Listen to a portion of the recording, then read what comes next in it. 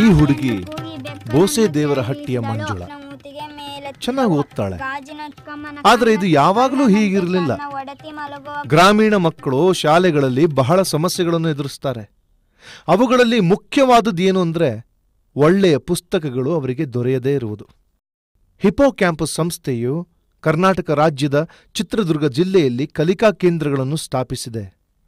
ಗ್ರಾಮದ ಮಹಿಳೆಯರಿಂದಲೇ ನಡೆಸಲಾಗುತ್ತಿರುವ ಈ ಕೇಂದ್ರಗಳು ಮಕ್ಕಳು ತಮ್ಮ ಓದುವ ಸಾಮರ್ಥ್ಯವನ್ನು ವರ್ಣರಂಜಿತ ಚಿತ್ರಗಳಿಂದ ತುಂಬಿರುವ ಕಥೆಯ ಪುಸ್ತಕಗಳು, ಗುಂಪಿನ ಚಟುವಟಿಕೆಗಳು ಮತ್ತು ಆಟಗಳಿಂದ ಉತ್ತಮಗೊಳಿಸಲು ಸಹಾಯ ಮಾಡುತ್ತವೆ. ಈ ಕಲಿಕಾ ಕೇಂದ್ರಗಳಿಗೆ ಮಕ್ಕಳು ಪ್ರವೇಶ ಪಡೆಯಲು ತಿಂಗಳಿಗೆ ಕೇವಲ 10 ರೂಪಾಯಿಗಳನ್ನು ಮಾತ್ರ ಕೊಡಬೇಕಾಗುತ್ತದೆ. ಇದು ಮಕ್ಕಳಿಗೆ ಏಕೆ ಒಳ್ಳೆಯದು ಎಂದು ನಿಮಗೆ ನಾವು ಹೇಳುವುದರ ಬದಲು ಈ ಕೇಂದ್ರಗಳಿಗೆ ಹೋಗಿ ತಂದೆ ತಾಯಿಯರು ಏನು ಹೇಳುತ್ತಾರೆ ಎಂದು ಕೇಳೋಣ. ಮೊದಲು ಅಕ್ಷರನ ಕಂಡುಹಿಡಿತಿರ್ಲಿಲ್ಲ, ತಿಕ್ಕಿ ಹೇಳ್ಕೊಡ್ಬೇಕಿತ್ತು. ಈಗ ಹಂಗೆ ಹೇಳ್ತಕ್ಕಂಥ ಒಂದು ಇದೇ ಇಲ್ಲ. ಸ್ವಂತವಾಗಿ ಅವರಿಚ್ಚಿಗೆ ಅವರೇ ಅಕ್ಷರನ ಕಂಡುಹಿಡಿತಾರೆ. ಒತ್ತಕ್ಷರ ಆಗಿರ್ಬೋದು, ಸುಮ್ಮನೆ ಸಾದಾ ಅಕ್ಷರ ಆಗಿರ್ಬೋದು, ಕ್ಲೀನಾಗಿ ಹೇಳೋಕ್ಕೂ ಒಂಥರ ದಾರಿ ಆಗಿದೆ. ಕ್ಲಾಸ್ಗೆ ಬಂದು ಈಗ ಆಟ ಆಡೋಕ್ಕೆ ಹೋಗ್ಬಿಡ್ತಾರೆ. ನಾವು ಏನಾರು ಒಂದು ಮನೆ ಕೆಲಸ ಹೇಳಿದರೆ ಅದನ್ನು ಮಾಡಿದ್ರಿಲ್ಲ, ಆಟ ಆಡೋಕ್ಕೆ ಹೋಗ್ಬಿಡ್ತಾರೆ.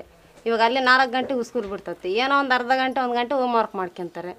ಹೋಮ್ ವರ್ಕ್ ಮಾಡ್ಕೊಂಡು 5 ಗಂಟೆಗೆ ಇಲ್ಲಿಗೆ ಬರ್ತಾರೆ.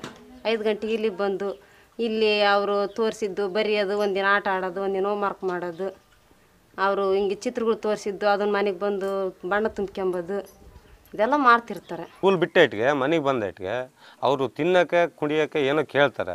ಕೊಟ್ಟಿದ್ದು ಒಂದೇ ತಡ ಕುಣಿಯೋಕೆ ಹೋಗ್ತಾರೆ. ತಂದೆ ತಾಯಿ ಮಾತು ಯಾರೂ ಲೆಕ್ಸಲ್ಲ. ಆದರೆ ನಾವು ಕೊಡ್ತೀವಿ, ಅಮೃತನೇ ಕೊಡ್ತೀವಿ ಅವ್ರಿಗೆ, ಚಮಚಮಗಟ್ಲೆ ಒಯ್ತೀವಿ. ಆದರೆ ಅದು ಅವ್ರಿಗೆ ಅಮೃತ ಅನಿಸಲ್ಲ. ನೀವು ಇಲ್ಲಿ ಕಲಿಕಾ ಕೇಂದ್ರದಲ್ಲಿ ಇಷ್ಟೇ ಹಾಕಿರಲಿ, ದೇವಸ್ಥಾನದಲ್ಲಿ ತೀರ್ಥ ಹಾಕಿದಷ್ಟು ಹಾಕಿದ್ರು ಕೂಡ ಪಂಚಾಮೃತ ಅಂತೇಳಿ ಪಾಲಿಸ್ತಾರೆ ಅವರು. ಹಂಗಾಗಿ ನಮಗೆ ಅದೇ ಒಳ್ಳೆಯದು ಸರ್. ಎಲ್ಲ ಕುಣಿಯೋಕ್ಕೆ ಇದಕ್ಕೆ ಕುಣಿಯೋಕೆ ಹೋಗ್ತಾರೆ. ಹಂಗೆ ಹೋಗ್ದಂಗೆ ಭಾಳ ಅವಾಯ್ಡ್ ಆಗಿದೆ. ಶಿಸ್ತು ಬರುತ್ತೆ, ಮೇಲಾಗಿ ಗಲಾಟೆ ಕಡಿಮೆ ಆಗುತ್ತೆ, ಅಕ್ಷರ ಜ್ಞಾನನೂ ಹೆಚ್ಚುತ್ತೆ. ಅಷ್ಟಕ್ಕೋಸ್ಕರ ಭಾಳ ಚೇಂಜ್ ಆಗಿದೆ ಸರ್ ಈಗ ಅವಾಗ ಇವು. ಮುಂಚೆ ಏನಿಲ್ಲ, ಅಂಥವೇನಿದ್ದಿಲ್ಲ. ಸ್ಕೂಲಾಗೋದೇ ಬರೀ ಏನೋ ಅದು ಇದು ಹೇಳೋದು, ಸುಮ್ಮನೆ ಬರ್ಕೊಂಬೋದು, ಕುತ್ಕೊಂಬೋದು, ಎದ್ದೇಳೋದು ಅಷ್ಟೇ ಇತ್ತು. ಇವಾಗ ಒಂದು ಸ್ವಲ್ಪ ಚೆನ್ನಾಗಿ ಕತೆ ಪತೆ ಕಲಿತೈತಿ. ಅಕ್ಷರ ಸ್ವಲ್ಪ ಮುಂದುವರೆದು ಬರ್ತಾಯಿದೆ ಸರ್. ನಾವು ಕ್ಲಾಸಿಗೆ ಕಳಿಸೋದಕ್ಕಿಂತ ಇಲ್ಲಿ ಸ್ವಲ್ಪ ಅಕ್ಷರ ಜಾಸ್ತಿ ಬರ್ತಾಯಿದೆ.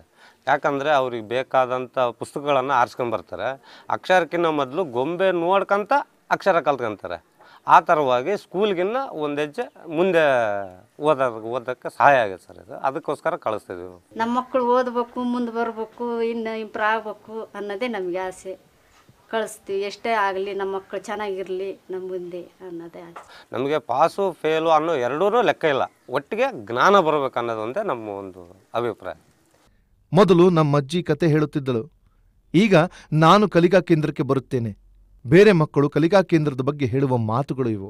ಚಿಕ್ಕ ವಯಸ್ಸಿಂದಿರ್ಬೇಕಾದ್ರೂ ನಂಗೆ ಸ್ವಲ್ಪ ಕತೆ ಹೇಳ್ತಾ ಇದ್ರಲ್ಲ ಅಜ್ಜಿ ಅವರೆಲ್ಲ, ಅದು ನಂಗೆ ಹಾಗೆ ಅದೇನಾಗ್ಬಿಟ್ಟು ಇನ್ನೂ ಕತೆ ಚೆನ್ನಾಗಿ ಒಳ್ಳೊಳ್ಳೆ ಓದಬೇಕು ಅನ್ನೋ ಆಸೆ ಮೂಡಿಬಿಡ್ತು. ಆಗಿಂದ ನಾನು ಕಲಿಕಾ ಕೇಂದ್ರಕ್ಕೆ ಬಂದೆ. ಇಲ್ಲಿಗೆ ಬರೋಕ್ಕೆ ಭಾಳ ಇಷ್ಟ. ಈ ಕತೆ ಪುಸ್ತಕ ಒಳ್ಳೊಳ್ಳೆ ಕೊಡ್ತಾರಲ್ಲ ಅದಕ್ಕೆ. ನಾನು ಸರ್ ಕತೆ ಓದ್ತೀನಿ ಸರ್. ಇಲ್ಲಿ ಬಣ್ಣದ ಕತೆ ಪುಸ್ತಕ ಕೊಡ್ತಾರೆ, ಮತ್ತು ಇಲ್ಲಿ ಆ ಕತೆ ಪುಸ್ತಕದಿಂದ ನೀತಿಯನ್ನು ಕಲಿಬೋದು. ಇನ್ನು ಬುದ್ಧಿವಂತ ಆಗಬೇಕಂತ ಓದ್ತೀವಿ ಸರ್. ತಮ್ಮ ಶಾಲಾ ಕಲಿಕೆಯನ್ನು ಮುಂದುವರೆಸದಿದ್ದಲ್ಲಿ ಅಥವಾ ಪೂರ್ತಿ ಅನಕ್ಷರಸ್ಥರಾಗಿದ್ದಲ್ಲಿ ತಂದೆ ತಾಯಿಯರಿಗೆ ಮಕ್ಕಳ ಶಾಲಾ ವಿದ್ಯಾಭ್ಯಾಸದಲ್ಲಿ ಸಹಾಯ ಮಾಡಲು ಸಮಸ್ಯೆಗಳನ್ನು ಎದುರಿಸಬೇಕಾಗುತ್ತದೆ. ಇಂತಹ ಪರಿಸ್ಥಿತಿಯಲ್ಲಿ ಹಿಪೋ ಕ್ಯಾಂಪಸ್ ಕಲಿಕಾ ಕೇಂದ್ರವು ಸಹಾಯಕ್ಕೆ ಬರುತ್ತದೆ. ಇಲ್ಲಿ ಮಕ್ಕಳ ಓದುವ ಸಾಮರ್ಥ್ಯವನ್ನು ಕತೆ ಪುಸ್ತಕಗಳು ಅಥವಾ ಆಟಗಳಿಂದ ಮಾತ್ರ ಹೆಚ್ಚಿಸುವುದಲ್ಲದೆ ಈ ಕೇಂದ್ರಗಳನ್ನು ನಡೆಸುವ ಸಿಬ್ಬಂದಿಯಿಂದ ಕೂಡ ಶಾಲೆಯಲ್ಲಿ ಓದುವ ವಿಷಯಗಳಲ್ಲೂ ಸಹ ಮಕ್ಕಳಿಗೆ ಸಹಾಯ ದೊರೆಯುತ್ತದೆ. ಆದ್ದರಿಂದ ತಂದೆ ತಾಯಿಯರೇ, ನಿಮ್ಮ ಮಕ್ಕಳನ್ನು ಹಿಪೋ ಕ್ಯಾಂಪಸ್ ಕಲಿಕಾ ಕೇಂದ್ರಕ್ಕೆ ಕಳುಹಿಸಿ. ಅವರ ಓದುವ ಸಾಮರ್ಥ್ಯವನ್ನು ಹೆಚ್ಚಿಸಿ. ಅವರಿಗೆ ಉಜ್ವಲ ಭವಿಷ್ಯ ಕಾದಿದೆ.